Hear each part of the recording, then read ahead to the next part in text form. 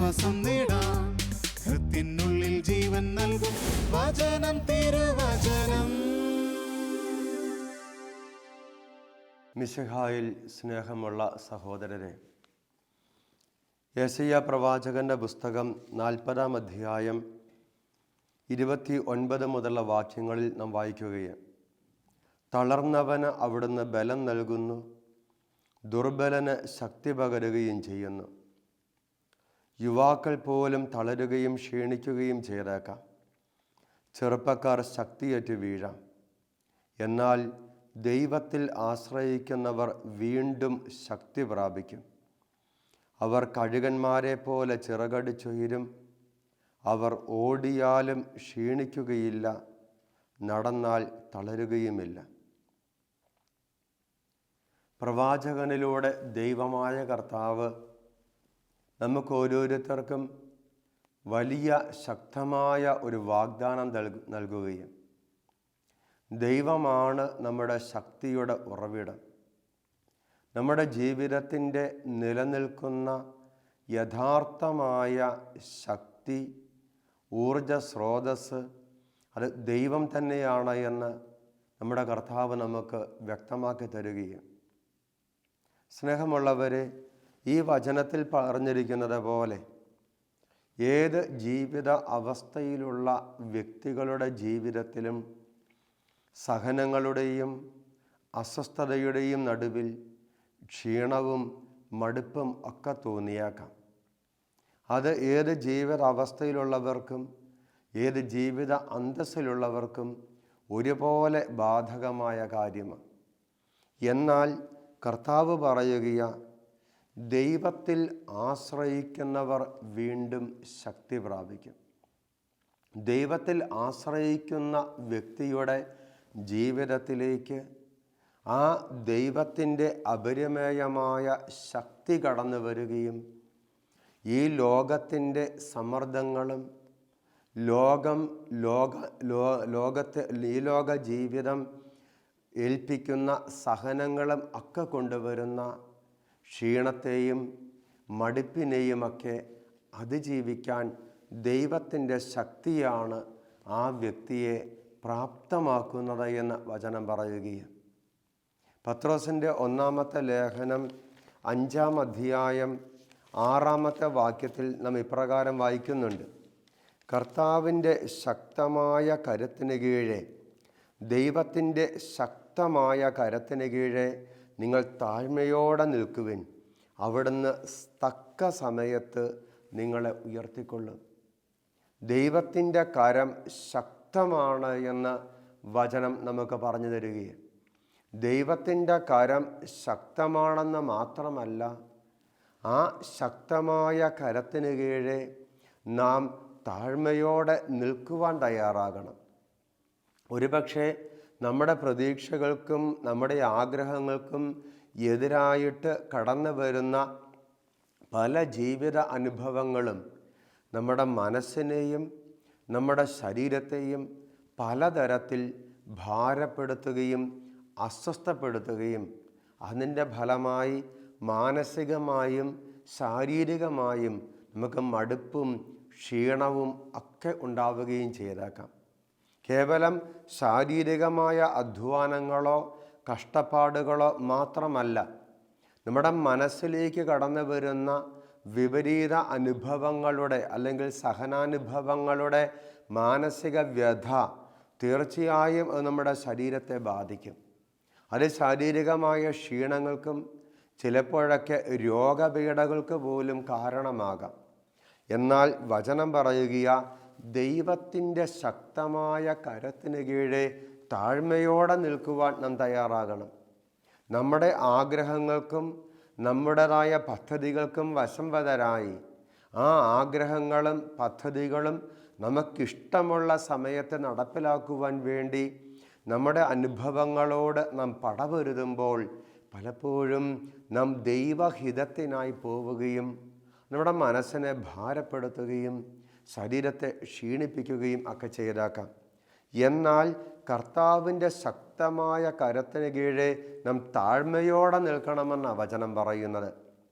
എന്ന് പറഞ്ഞാൽ ദൈവഹിതത്തിന് നമ്മുടെ ജീവിതത്തെ ഏൽപ്പിച്ചു കൊടുക്കാൻ, ദൈവം നമ്മെക്കുറിച്ച് ആഗ്രഹിക്കുന്ന ആ പദ്ധതികൾക്ക് നമ്മുടെ ജീവിതത്തെ ഏൽപ്പിച്ചു കൊടുക്കുവാൻ ഒരുപക്ഷെ നമ്മുടെ ആഗ്രഹങ്ങളും നമ്മുടെ പദ്ധതികളുമൊക്കെ നമുക്ക് അല്പനേരത്തേക്ക് കുറച്ചെങ്കിലുമൊക്കെ മാറ്റിവെക്കേണ്ടി വരും. അവിടെ നമ്മുടെ എളിമ ദൈവം ആഗ്രഹിക്കുന്നുണ്ട്. നമ്മുടെ പദ്ധതികളെയും നമ്മുടെ ആഗ്രഹങ്ങളെയും അതിനനുസരിച്ച് പ്രവർത്തിക്കുവാനുള്ള നമ്മുടെ തീരുമാനങ്ങളെയും ഒക്കെ തൽക്കാലത്തേക്ക് മാറ്റിവെച്ചുകൊണ്ട് ദൈവഹിതത്തിന് നമ്മുടെ ജീവിതത്തെ ഏൽപ്പിച്ചു കൊടുക്കുവാനുള്ള ഒരു എളിമ നമ്മുടെ ഭാഗത്തു നിന്ന് ഉണ്ടാകണമെന്ന്. ദൈവം ആഗ്രഹിക്കുന്ന സമയത്ത് ദൈവം നമ്മെ ഉയർത്തുമ്പോൾ ആ സമയത്തിന് വേണ്ടി ക്ഷമയോടെ എളിമയോടെ കാത്തിരിക്കുവാനുള്ള ഒരു മനസ്സുണ്ടാകണമെന്ന് വചനം നമ്മോട് പറയുകയാണ്. അതാ അവിടുന്ന് തക്ക സമയത്ത് നിങ്ങളെ ഉയർത്തിക്കൊള്ളും.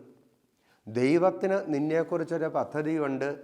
ആ പദ്ധതിക്ക് ഞാൻ അല്ലെങ്കിൽ നാം ഓരോരുത്തരും അവനവനെ തന്നെ ഏൽപ്പിച്ചു കൊടുക്കുമ്പോൾ ദൈവം തക്ക സമയത്ത് അവിടുത്തെ സമയത്ത് നമ്മെ ഉയർത്തിക്കൊള്ളും. ആ സമയത്തിന് വേണ്ടി, ആ ഉയർച്ചയ്ക്ക് വേണ്ടി കാത്തിരിക്കുവാനുള്ള ക്ഷമ അഥവാ എളിമ നമുക്കുണ്ടാകണമെന്ന് ഈശോ ആവശ്യപ്പെടുകയും നിങ്ങളുടെ ഉത്കണ്ഠകളെല്ലാം അവിടുത്തെ ഏൽപ്പിക്കുവിൻ, കാരണം അവിടുന്ന് നിങ്ങളുടെ കാര്യത്തിൽ ശ്രദ്ധാലുവ. എന്ന് പറഞ്ഞാൽ എൻ്റെ ഹിതവും എൻ്റെ പദ്ധതിയും അനുസരിച്ച് എൻ്റെ ജീവിതം ക്രമപ്പെടാതെ പോകുമ്പോൾ ഇതെന്താകും, ഇതെങ്ങനെയാകും, എൻ്റെ ജീവിതം എങ്ങോട്ടാ, ഇതെങ്ങനെയാ, എങ്ങനെയൊക്കെയുള്ള ചോദ്യങ്ങളും ഉത്കണ്ഠപ്പെടുത്തുന്ന ചിന്തകളും നമ്മുടെ മനസ്സിനെ അസ്വസ്ഥപ്പെടുത്തുകയും ഭാരപ്പെടുത്തുകയും അത് മനസ്സിനെയും ശരീരത്തെയും ക്ഷീണിപ്പിക്കുകയും രോഗഗ്രസ്തമാക്കുകയും ഒക്കെ ചെയ്യുമ്പോൾ വചനം നമ്മോട് പറയുകയാ, നിൻ്റെ ഉത്കണ്ഠകളെല്ലാം കർത്താവിനെ ഏൽപ്പിക്കുക. നിൻ്റെ അസ്വസ്ഥതകളും ഭാരങ്ങളും എല്ലാം ഈശോയെ ഏൽപ്പിക്കുക. കാരണം വചനം പറയുന്നുണ്ട്, ഈ ദൈവത്തിന് നിന്നെക്കുറിച്ച് ഒരു പദ്ധതിയുണ്ട്. ഈ ദൈവത്തിന് നിന്നെക്കുറിച്ച് ഒരു ഹിതമുണ്ട്, ഒരു പദ്ധതിയുണ്ട്. ജെറമിയയുടെ പുസ്തകം 29-ാം അധ്യായം 11-ാമത്തെ വാക്യം നമുക്ക് കൃത്യമായിട്ട് പറഞ്ഞു തരുന്നത് അതാ. ജെറമിയ പ്രവാചകൻ്റെ പുസ്തകം 29-ാം അധ്യായം 11-ാമത്തെ വാക്യം ഇപ്രകാരം വായിക്കുകയാ, കർത്താവ് അരുളി ചെയ്യുന്നു, നിങ്ങളെക്കുറിച്ചുള്ളൊരു പദ്ധതി എൻ്റെ മനസ്സിലുണ്ട്. നിങ്ങളുടെ നാശത്തിനല്ല, ക്ഷേമത്തിനുള്ള പദ്ധതിയാണ്. നിങ്ങൾക്ക് ശുഭമായ ഭാവിയും പ്രത്യാശയും നൽകുന്ന പദ്ധതി. സ്നേഹമുള്ള സഹോദരരെ, പലപ്പോഴും അവനവൻ്റേതായ ഇഷ്ടങ്ങൾക്കും ആഗ്രഹങ്ങൾക്കും വേണ്ടി ബലം പിടിക്കുകയും വാശി പിടിക്കുകയും ചെയ്യുമ്പോൾ നാം നമ്മുടെ ശരീരത്തെയും മനസ്സിനെയും നാശത്തിന് വിട്ടുകൊടുക്കുകയും അതിന് നമ്മുടെ വ്യക്തിപരമായ എൻ്റെ ഇഷ്ടത്തിന്, വ്യക്തിപരമായ നമ്മുടെ ഇഷ്ടങ്ങൾക്കും ആഗ്രഹങ്ങൾക്കും വേണ്ടി നാം വാശി പിടിക്കുമ്പോൾ പലപ്പോഴും അത് മാത്രമാണ് ശരി, അത് മാത്രമാണ് നന്മ, അങ്ങനെ തന്നെ സംഭവിക്കണമെന്ന് നാം നിർബന്ധം പിടിക്കുമ്പോൾ പലപ്പോഴും നമ്മുടെ ജീവിതം നിരാശയിലേക്ക് കൂപ്പുകുത്തുന്ന അവസ്ഥയുണ്ടാവുകയാണ്. പലപ്പോഴും നമ്മുടെ മനസ്സിലേക്ക് നിരാശ കടന്നു വരികയാണ്, സന്തോഷവും സമാധാനവും നഷ്ടപ്പെടുകയാണ്. അതിൻ്റെ ഫലമായിട്ട് നമ്മുടെ ജീവിതം നിയന്ത്രണം നഷ്ടപ്പെട്ട് നശിച്ചു പോകുന്നതായ അവസ്ഥ. എന്നാ വചനം പറയുക, നിന്നെക്കുറിച്ചൊരു പദ്ധതി ദൈവത്തിൻ്റെ മനസ്സിലുണ്ട്. അത് നിൻ്റെ മനസ്സിലുള്ള, നിന്നെക്കുറിച്ചുള്ള നിൻ്റെ മനസ്സിലുള്ള പദ്ധതി പോലെ ആയിരിക്കണമെന്നില്ല. ഒരുപക്ഷെ അതിനേക്കാൾ എത്രയോ ശ്രേഷ്ഠമായ ഉന്നതമായ പദ്ധതി. ആ പദ്ധതി നിന്നെക്കുറിച്ച് ദൈവത്തിനുള്ള ഉന്നതമായ ശ്രേഷ്ഠമായ ആ പദ്ധതി അനുസരിച്ചുള്ള അവസ്ഥയിലേക്ക് നീ നയിക്കപ്പെടണമെങ്കിൽ നിൻ്റെ ജീവിതത്തിൽ സംഭവിക്കേണ്ടതായ, നീ കടന്നു പോകേണ്ടതായ ചില പരിശീലനങ്ങളുണ്ട്. ചില സഹനാനുഭവങ്ങളുടെ പരിശീലനത്തിലൂടെ നീ കടന്നു പോയാൽ മാത്രമേ ദൈവം നിന്നെക്കുറിച്ച് വിഭാവനം ചെയ്യുന്ന ആ ഉന്നതമായ ശ്രേഷ്ഠമായ അവസ്ഥയിൽ എത്തിച്ചേരുവാൻ ആവശ്യമായ വൈകാരിക പക്വത പലപ്പോഴും നിനക്ക് ഉണ്ടാവുകയുള്ളൂ. അതാ വചനം പറയുന്നത്. പ്രഭാഷകൻ്റെ പുസ്തകം 2-ാം അധ്യായത്തിലൂടെ ദൈവമായ കർത്താവ് നമ്മോട് പറഞ്ഞു തരികയാണ്. പ്രഭാഷകൻ്റെ പുസ്തകം 2-ാം അധ്യായം 4 മുതലുള്ള വാക്യങ്ങളിൽ നാം ഇപ്രകാരം വായിക്കുകയാണ്. വചനം പറയുന്നു, വരുന്ന ദുരിതങ്ങളെല്ലാം സ്വീകരിക്കുക, ഞെരുക്കുന്ന ദൗർഭാഗ്യത്തിൽ ശാന്തത കൈവെടിയരുത്. വചനം പഠിപ്പിക്കുകയാണ്, വരുന്ന ദുരിതങ്ങളെല്ലാം സ്വീകരിക്കുക, ഞെരുക്കുന്ന ദൗർഭാഗ്യങ്ങളിൽ ശാന്തത കൈവെടിയരുത് എന്ന് പറഞ്ഞാൽ ദൈവം അനുവദിക്കുന്നവയാ ഈ വേദനകൾ. ദൈവം അറിയാതെ, ദൈവം അനുവദിക്കാതെ നിൻ്റെ ജീവിതത്തിൽ ഒരു ദുരിതവും ഒരു ദൗർഭാഗ്യവും സംഭവിക്കുന്നില്ല. എന്തിനു വേണ്ടിയാ ഈ ദൗർഭാഗ്യങ്ങളെയും വേദനകളെയും സഹനങ്ങളെയും എല്ലാം ശാന്തതയോടെ സമചിത്തതയോടെ നാം സ്വീകരിക്കണമെന്ന വചനം പറയുന്നത്? എന്തെന്നാൽ സ്വർണം അഗ്നിയിൽ ശുദ്ധി ചെയ്യപ്പെടുന്നു. സ്വർണം അഗ്നിയിൽ ശുദ്ധി ചെയ്യപ്പെടുന്നു. അതുപോലെ സഹനത്തിൻ്റെ തീച്ചൂളയിൽ കർത്താവിന് സ്വീകാര്യരായ മനുഷ്യർ. സഹനത്തിൻ്റെ തീച്ചൂളയിൽ കർത്താവിന് സ്വീകാര്യരായ മനുഷ്യർ അഗ്നിയിൽ സ്വർണം എന്ന പോലെ ശുദ്ധി ചെയ്യപ്പെടുന്നത് ഉന്നതമായ ശ്രേഷ്ഠമായ ദൈവത്തിൻ്റെ ഹിതമനുസരിച്ചുള്ള അവസ്ഥയിലേക്ക് ഒരു വ്യക്തി എത്തിച്ചേരുവാനാണ്. ഈ വേദനകളിലൂടെയും സഹനങ്ങളിലൂടെയും കടന്നുപോയി ഈ വിശുദ്ധീകരണമെന്ന പരിശീലനം ആ വ്യക്തിയിലൂടെ സംഭവിച്ചാൽ മാത്രമേ ആ ഉന്നതമായ ശ്രേഷ്ഠമായ പദ്ധതിയിൽ ആ വ്യക്തിക്ക് എത്തിച്ചേരാൻ സാധിക്കുകയുള്ളൂ. കർത്താവിൻ്റെ ഹിതത്തിനും പദ്ധതിക്കും ഒരു വ്യക്തി തന്നെ ഏൽപ്പിച്ചു കൊടുത്ത് ദൈവം ആ വ്യക്തിയെക്കുറിച്ച് തൻ്റെ മനസ്സിൽ വിഭാവനം ചെയ്തിരിക്കുന്ന ഉന്നതവും ശ്രേഷ്ഠവുമായ ആ പദ്ധതിക്കനുസരിച്ച് ആ വ്യക്തി ഉയർന്നു കഴിയുമ്പോൾ തിരിച്ചറിയാൻ സാധിക്കും. പിന്നോട്ട് നോക്കുമ്പോൾ എൻ്റെ ജീവിതത്തിൽ ഉണ്ടായ വേദനകളും സഹനങ്ങളും അന്ന് മനസ്സിനെ വേദനിപ്പിച്ചുവെങ്കിലും അതെല്ലാം എൻ്റെ നല്ല ദൈവം എൻ്റെ നന്മയ്ക്ക് വേണ്ടി, എൻ്റെ വളർച്ചയ്ക്ക് വേണ്ടി, എൻ്റെ വിശുദ്ധീകരണത്തിന് വേണ്ടി, എൻ്റെ പരിശീലനത്തിന് വേണ്ടി ഒരുക്കിയതായിരുന്നുവെന്ന് മനസ്സിലാക്കാൻ സാധിക്കും. സ്നേഹമുള്ളവരെ, ആ തമ്പുരാൻ്റെ ഹിതവും പദ്ധതിയും അനുസരിച്ച് മുന്നോട്ട് പോകുന്ന ഒരു വ്യക്തിക്ക് മാത്രമേ അത് സാധിക്കുകയുള്ളൂ. അതുകൊണ്ടാണ് വചനം തുടർന്ന് പറയുന്നത്, കർത്താവിൽ ആശ്രയിക്കുക, അവിടുന്ന് നിന്നെ സഹായിക്കും. നേരായ മാർഗത്തിൽ ചരിക്കുക, കർത്താവിൽ പ്രത്യാശ അർപ്പിക്കുക. നേരായ മാർഗത്തിൽ ചരിക്കുക. ഇവിടെ നേരായ മാർഗമെന്ന് പറയുന്നത് എൻ്റെ ദൈവത്തിന് എന്നെക്കുറിച്ചുള്ള പദ്ധതി, എൻ്റെ ദൈവത്തിന് എനിക്ക് എന്നെക്കുറിച്ചുള്ള പദ്ധതിയല്ല, പ്രത്യുത എൻ്റെ ദൈവത്തിന് എന്നെക്കുറിച്ചുള്ള പദ്ധതിയാ എന്നെ സംബന്ധിച്ചിടത്തോളം നേരായ മാർഗമെന്ന് പറയുന്നത്. എന്നെക്കുറിച്ചുള്ള ദൈവത്തിൻ്റെ ഹിതവും പദ്ധതിയും അനുസരിച്ച് ഞാൻ ജീവിച്ചുകൊണ്ട് ദൈവത്തിൽ പ്രത്യാശ അർപ്പിക്കുമ്പോൾ അവിടുത്തെ സഹായം, അവിടുത്തെ ശക്തി എൻ്റെ ജീവിതത്തിലേക്ക് കടന്നു വരുന്നത് എനിക്ക് വ്യക്തമായിട്ട് അനുഭവിക്കാൻ സാധിക്കും. സ്നേഹമുള്ളവരെ, ഇവിടെയാ എന്നെക്കുറിച്ചുള്ള ദൈവത്തിൻ്റെ ഹിതം ഞാൻ തിരിച്ചറിയുവാൻ വേണ്ടി ആഗ്രഹിക്കുകയും പ്രാർത്ഥിക്കുകയും ചെയ്യേണ്ടതായി വരുന്നത്. വചനം നമ്മോട് കൃത്യമായിട്ട് പറയുന്നുണ്ട്. റോമാലേഖനം 8-ാം അധ്യായം 28-ാമത്തെ വാക്യത്തിൽ പൗലോസ് അപ്പോസ്തലനിലൂടെ പരിശുദ്ധാത്മാവ് വചനത്തിൽ നമ്മോട് ഇപ്രകാരം പറയുകയാണ്: ദൈവത്തെ സ്നേഹിക്കുന്നവർക്ക്, അവിടുത്തെ പദ്ധതി അനുസരിച്ച് വിളിക്കപ്പെട്ടിരിക്കുന്നവർക്ക് അവിടുന്ന് എല്ലാം നന്മയ്ക്കാക്കി മാറ്റുന്നു. ദൈവത്തെ സ്നേഹിക്കുന്നവർക്ക് ദൈവം തൻ്റെ ഹൃദയം വെളിപ്പെടുത്തും.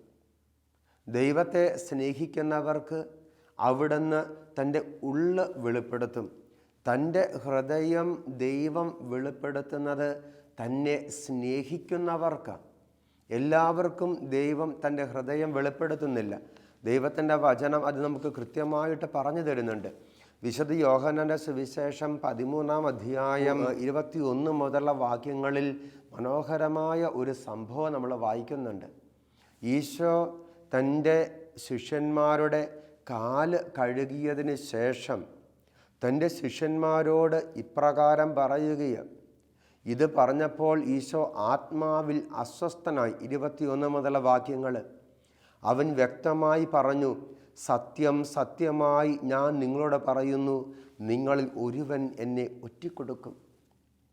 ഈശോ തൻ്റെ പീഡാസഹനത്തിന് ഏറ്റവും അടുത്ത ഒരുക്കമെന്ന നിലയിൽ തൻ്റെ അപ്പസ്തോലന്മാർക്ക് ചില അന്തിമ ഉപദേശങ്ങൾ നൽകുവാൻ തുടങ്ങുമ്പോൾ ഈശോ ആത്മാവിൽ അസ്വസ്ഥനായി.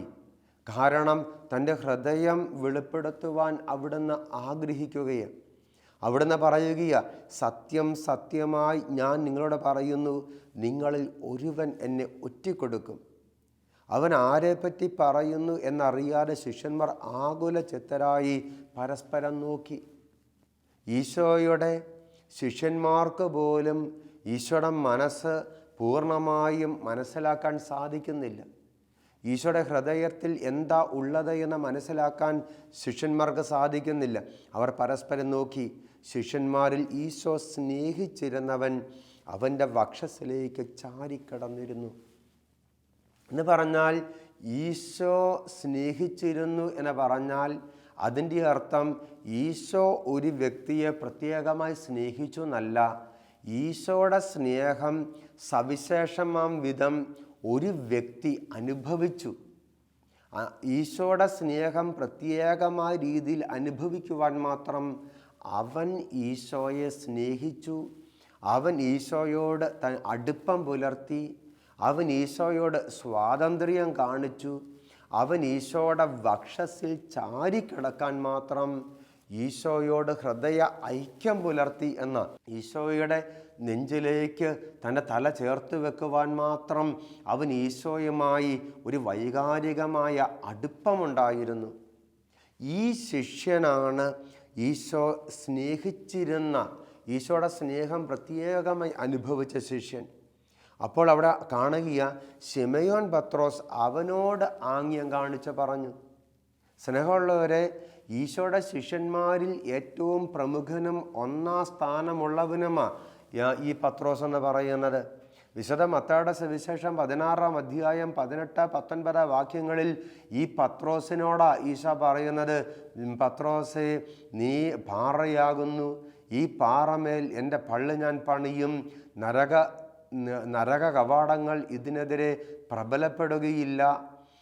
നീ ഭൂമിയിൽ കെട്ടുന്നതെല്ലാം സ്വർഗത്തിലും കെട്ടപ്പെട്ടിരിക്കും, നീ ഭൂമിയിൽ അഴിക്കുന്നതെല്ലാം സ്വർഗത്തിലും അഴിക്കപ്പെട്ടിരിക്കുമെന്ന് ഈ പത്രോസിന് ഈശോ വാഗ്ദാനം നൽകുന്നത്. വിശുദ്ധ മത്തായിയുടെ സുവിശേഷം 16-ാം അധ്യായം 18 മുതലുള്ള വാക്യങ്ങളിൽ. അത് വിശുദ്ധ മത്തായിയുടെ സുവിശേഷത്തിലാണ് എങ്കിൽ യോഹന്നാൻ്റെ സുവിശേഷത്തിൽ നാം വായിക്കുന്നുണ്ട്. ഈശോ ഉദ്ധാനം ചെയ്തു. ഈശോയുടെ ശരീരം കല്ലറയിൽ കാണുന്നില്ല എന്ന് ഏതാനും സ്ത്രീകൾ വന്ന് ഈ അപ്പസ്തോലന്മാരോട് പറയുമ്പോൾ ഈ പത്രോസും ഈശോ സ്നേഹിച്ചിരുന്ന ശിഷ്യനും കൂടി കല്ലറയിലേക്ക് ഓടി. എന്നാൽ ആദ്യം എത്തുന്നത് ഈശോ സ്നേഹിച്ചിരുന്ന ഈ ശിഷ്യനാണ്. പക്ഷേ ഈ ശിഷ്യൻ കല്ലറയ്ക്ക് അകത്ത് പ്രവേശിക്കാൻ ധൈര്യം കാണിക്കുന്നില്ല. പകരം പത്രോസ് വരാൻ വേണ്ടി കാത്തു നിൽക്കുകയാണ്. പത്രോസാണ് ആദ്യം അകത്ത് പ്രവേശിക്കുന്നത്. എന്നാൽ എന്ന് പറഞ്ഞാൽ ഈ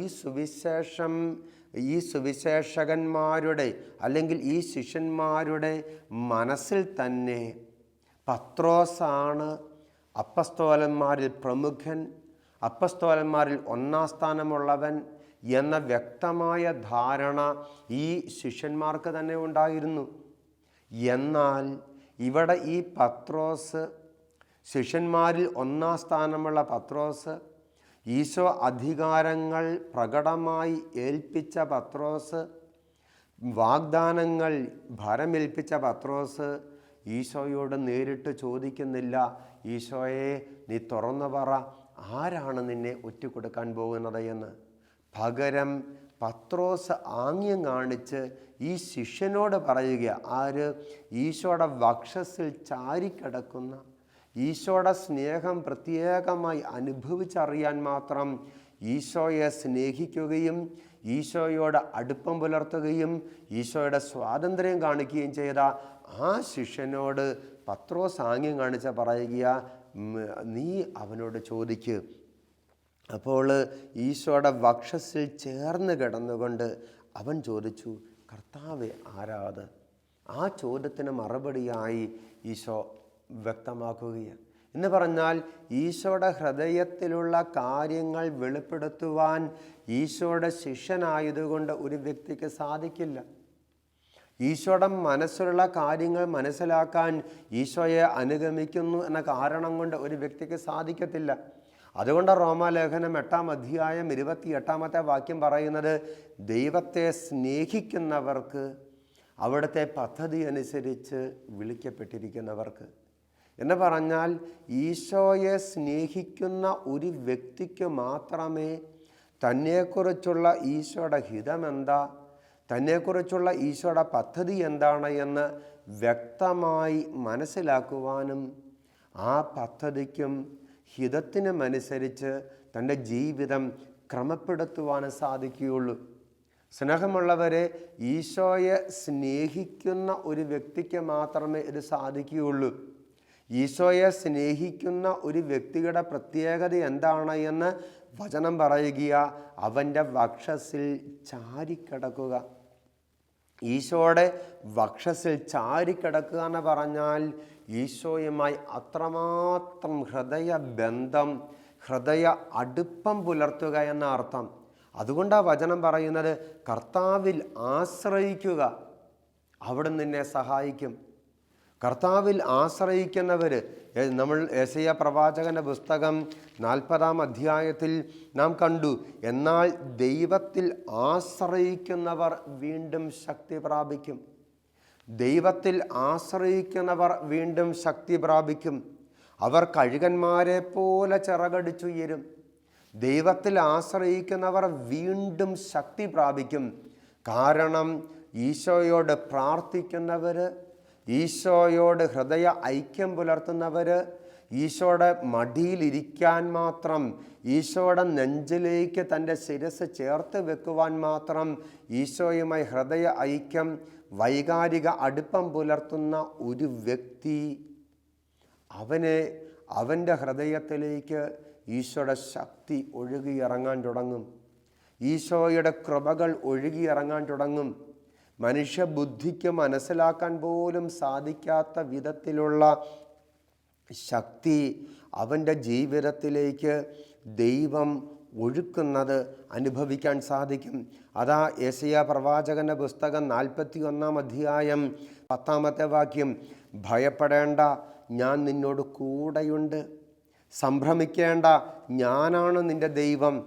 ഞാൻ നിന്നെ ശക്തിപ്പെടുത്തുകയും സഹായിക്കുകയും ചെയ്യും. എൻ്റെ വിജയകരമായ വലതു കൈകൊണ്ട് ഞാൻ നിന്നെ താങ്ങി നിർത്തും. ഞാൻ നിന്നെ താങ്ങി നിർത്തും.